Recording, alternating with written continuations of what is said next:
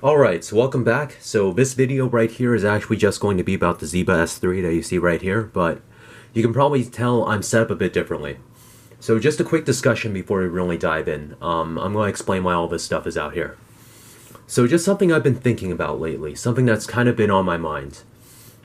So we all know about the big three in the knife game. You have Strider, you have Chris Reeve, and you have Hinderer. So they're basically the benchmark knives of the high-end production market. So you put out a knife in the $400 range, you're going to be put up against one of them. There's no getting around it. So something I've been wondering is, who else is going to make it up there? I mean, when you really think about it, all it really takes is one model to really take off. Just take Chris Reeve, for example. Everyone knows about the Sebenza. They've been making a version of it for almost 30 years now. It's kind of existed in one form or another. They come in a few different sizes. The Zamzan's basically a Sebenza, just kind of modified, but you know, you kind of get the point there. For Strider, the SNG is so popular, they make it in 4 different sizes. They make a couple other models too, but no one really cares about those all too much. Then you have Hinderer, where they have a few other models, and I honestly think those are pretty decent. But everyone just kind of knows them for the XM18s. But where I'm trying to go with this and what I'm kind of trying to say is all it really takes is one home run design. So when I handle the Zieba S3, that's kind of what I think of this one as. It's basically perfect, and it could be that model for Zieba knives. I put it up against any of the big three, and I think it would compare pretty evenly. And I'm a picky collector too. I have to be, or else I go bankrupt. And the thing is, I can't really find any real complaints about it. So I think the S3 kind of holds its own with the rest of them. Price-wise, even for its upgraded version right here that has like the copper skull backspacer that you see in the back, that one's around 450 bucks. I think that's a very good price. You can also get the normal version too. That one's around like 25 bucks less. And in that range, you're kind of directly competing with the big three. And I think it kind of earns its place up there. It kind of earns its price. So Zieba Knives is run by Michael Zieba, and as a company, it's kind of proven itself to me. The fit and finish that I've gotten out of them has all been top-notch. So some design issues and more minor complaints than anything else, but they're putting out good stuff overall. I kind of think of them more as a mid-tech type company. I've had a lot of people say like they're custom or something along those lines, but I just don't know enough about that to really comment on it. It just kind of feels more like a mid-tech company to me. But enough about that, onto a knife. So blade on this one is in Nitro V. So it's a newer steel, and you can kind of think of it as AEBL that's been given a bit of nitrogen to it.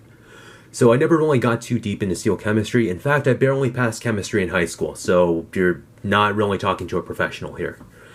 But from what I gather, it's not like this crazy wonder steel or anything like that, or even as stainless as like another nitrogen steel like LC200N or Vanex or anything crazy like that. I just kind of think of it as like this mid-range steel that's also like a nice upgrade from AEBL. Like, it's good, but let's just say it's closer to like S30V than it is to M390, so don't really expect anything too special about it. So it's getting popular mostly because of, it's the new thing on the block, so kind of everyone's kind of interested in it, especially in the nitrogen steels and stuff like that. And it's an easy steel for makers to work with, kind of along the same lines as AEBL. So it's stonewashed, at least on this one, and it has that signature Zieba grind to it. So I kind of like to think of this one as kind of like a more stylized version of, I'll just bring it back, the Hinderer Harpoon Sponto that you just saw. So just kind of done a bit differently. So it has a compound grind where it has like a hollow grind right here, transitions to a flat grind at the top right here, and then it has a swedge up top over here. So the thing that's different is the way that this guy actually does his swedges. So it's a compound ground swedge, and I haven't really seen anyone but Zieba do this. All these, so it's kind of like 2 different grinds right here to make up the swedge. It's kind of weird. So all those extra grind lines right there just kind of really add something to it, in my opinion at least. Makes the overall thing a bit more interesting and just kind of distinguishes it as a Zieba. The other thing is a lot of people wonder what harpoons are for on knives. If it's done right, it just kind of gives you more leverage on the blade. The way I see it, if it's done right like this one, it just kind of gives you a place for your finger to land up top. Kind of keeps you from sliding farther up too. Kind of like a thumb ramp, except it's not over here and kind of on a different part of the blade.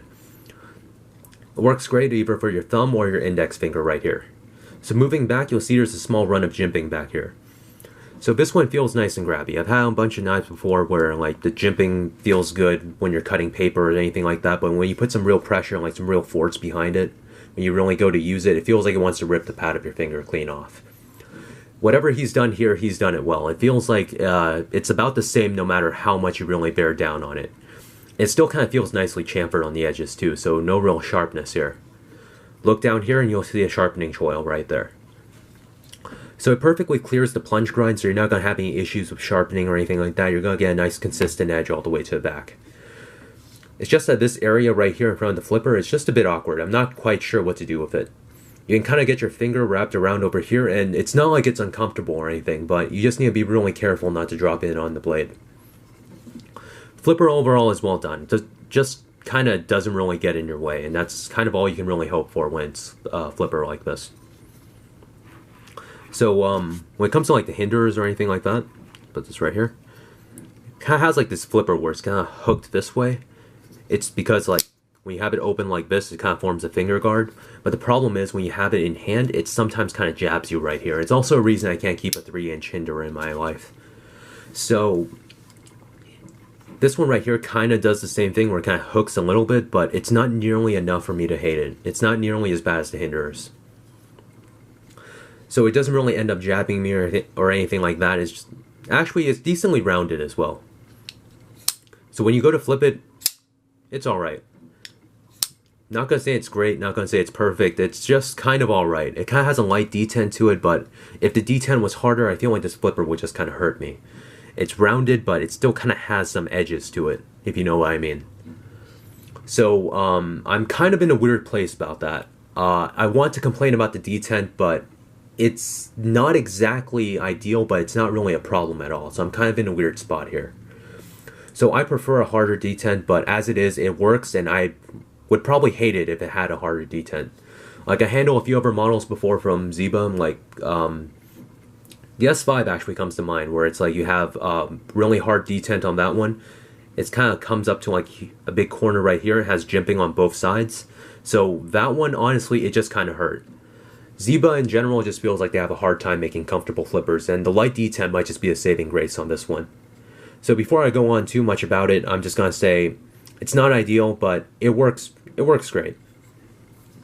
Which is kind of a weird thing to say, but just kind of bear with me here. So it has a lighter detent, but it's not like it'll fall out or anything like that. Like I can try and shake it out right now. I can actually do it off camera. I just can't do it from behind the camera. So it's more than safe. And despite that light detent, it actually flips alright too. It's running on bearings, so any real attempt to flip it, and it'll bring it all the way out. So the bearings just kind of carry it the full way. You can misfire it.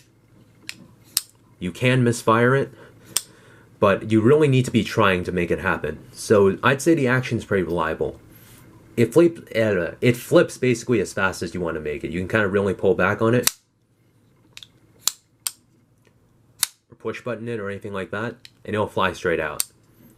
Just give it like a light switch, and it'll still flip pretty reliably. So anyways, moving back to the handle, you see this one's just kind of like a normal frame lock right here. You have a textured G10 side over here, and I feel like I just keep bringing this hinder out. I might as well just keep it on screen. So you see how this one has like texture that you can really see right here? The one on this one is just a lot smoother than that. It almost feels like it's for show. It's probably adding a bit of extra grip to it, but it just kind of doesn't really feel like it. Like you can still move over here. Like if the clip was actually like pressing down on this kind of texturing, I wouldn't even complain about it. But anyways, look on the sides right here and you'll see that everything on the edges is just all rounded. It's also a bit thicker than average. I might as well just make this a hinder comparison video. So you kind of have it like this. You can see that it's quite a bit thicker than the hinder is. But the thing is, with all that rounding right there, it doesn't really handle or carry like it. It also means that I don't have a single hotspot on this one. It works great in hand in pretty much any grip. You have it in saber grip, hammer grip. You can have your thumb over here. You have your index on the blade. You can pinch it. Even on reverse grip right here, your thumb just kind of naturally wants to go over right over here, so basically perfect. There's not much texturing on it, but it honestly doesn't really need it. It's shaped well enough to really lock into your hand. If you look at, I'm just going to close it up. So you can look at the clip right here. You can kind of see it kind of looks sharp. It's not as rounded as the rest of it. It's almost pointy at the ends right here. But it really doesn't matter. When you have it in hand, it just kind of falls right in the middle of your palm. If anything, it ends up helping the ergonomics more than anything else because it just kind of fills up your grip. It's not even a problem if you use it left-handed. Now, you might think that's a weird thing to mention, but I'm actually a lefty, so it's relevant to me at least. Sometimes I pull out a knife on my right side and use it with my left hand. Kind of weird, but just mentioning in that. So anyways, let's see. So if you move on to a tie right here, it kind of has like this very fine bead blast to it. It almost looks like a kind of gunmetal type finish. So just something to mention, not that this knife really is bad because of it, but Zieba has this amazing ability to make a high-end material like titanium feel like cheap plastic. He kind of over-skeletonizes his knives, so they have the look of a full titanium frame lock from the outside, but when you go to pick it up, you're almost put off by the lightness of it.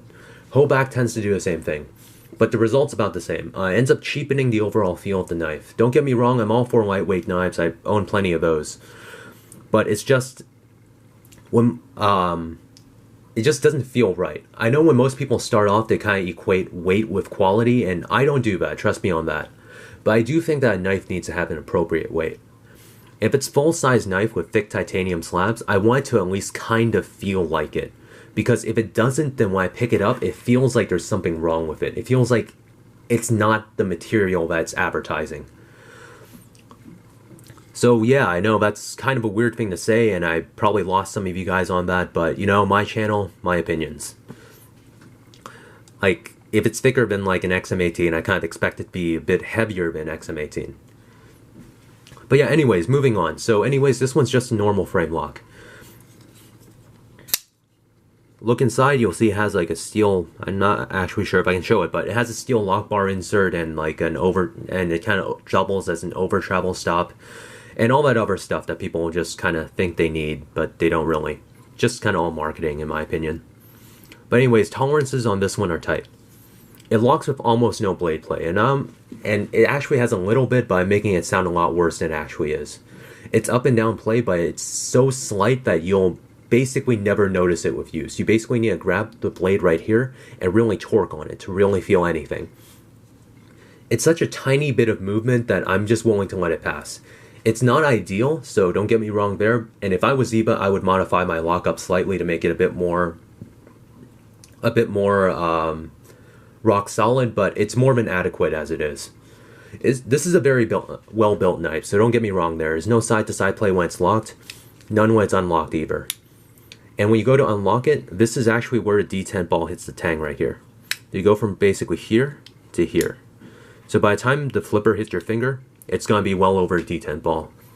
So just something you don't really need to worry about. Centering on this one's dead on. So I kind of touched on it before, but the knife carries great. It's a rounded knife, so those just kind of carry a bit better. And the clip on this one is actually perfectly done. So if every milled clip on the market was made like this one, no one would hate them. No one would prefer spring clips. It gets in and out of pocket easily, and it carries about as deep as the Hinderer right here. I should probably just make this a comparison video. But yeah, there's a lanyard hole in the back, but even that's well done right here. It has these cutouts over here at the end, where it just kind of makes it so that your lanyard hangs a bit more naturally than it otherwise would. So I don't actually use lanyards, but it's nice to have that kind of attention to detail here. And the other thing is, this would actually be a pretty boring handle if it wasn't for this back spacer right here. I think it's in copper and it just kind of has like this carved skull thing on it. So it's not for everyone, and it's kind of like a small thing that kind of gives the knife a lot of personality. If you look on the inside too, you can kind of see that it's a bit hollowed out on the inside. So it gives you a bit of extra clearance for the blade and lets you put a bit more blade in there. So again, we're coming back to that attention to detail, and that's something that I just kind of notice on this entire knife. I mean, sure, I have my gripes with it. I have some weird nitpicks, and but the thing is, I can't really find a real functional problem with it. Yeah, so it has the feeling that it. Okay, I'm just trying to put this into words, but it kind of has the feeling of a knife that's been on the market for years. It feels as though it's gone through like a few iterations or anything like that. It kind of feels like it has all the kinks ironed out. And in a way, I guess it kind of has, because he's made the S1s and the S2s. They've kind of been different, but they're similar enough, I guess. But before I get off track again, what I'm trying to say is, I think this one's a home run. Even with everything that I've mentioned, I think it's a home run. And I think if more people handled these, in a few years, we'd be talking about Zieba knives the same way we talk about Hinderer now. Like, if you like this one, I see no reason why you shouldn't pick one up. And to Zieba, keep up the good work, man, and fix those damn flippers on the S5 was just horrible. And anyways, this is more rambly than usual, but that's all I got for you on this one. Take care. I'll see you next time.